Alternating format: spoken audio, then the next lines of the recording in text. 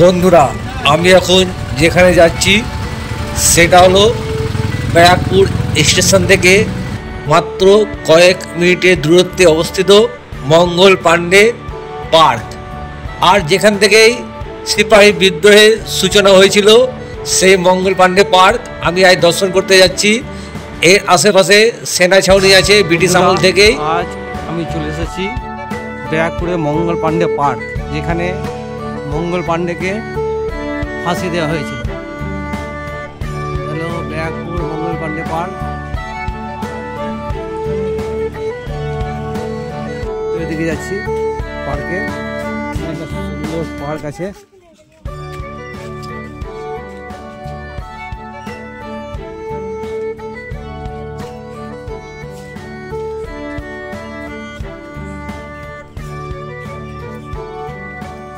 দেখেন, এই সেই স্থান মঙ্গল পাণ্ডে স্ট্যাচু।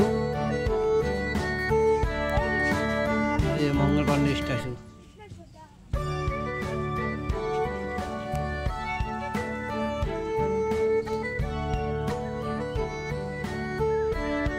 বিশে মার্চ 1857 সালে মঙ্গল পাণ্ডে সিপাহী বিদ্রোহের ডাক দেন।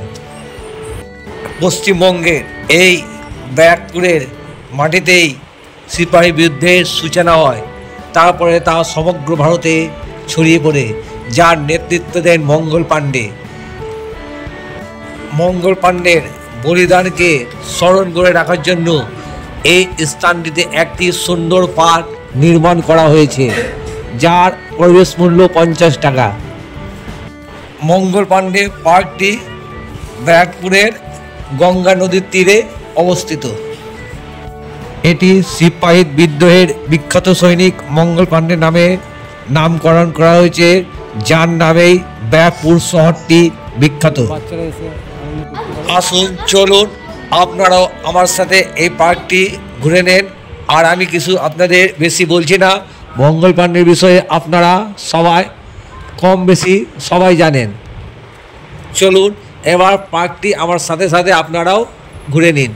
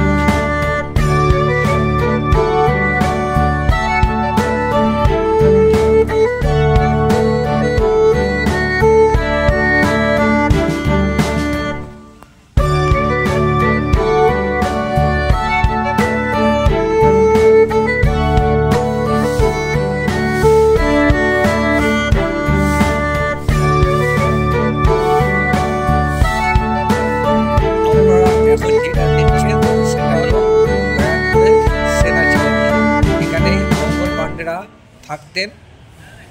এটা হলো ব্যারাকপুরের সেনা ছাউনি।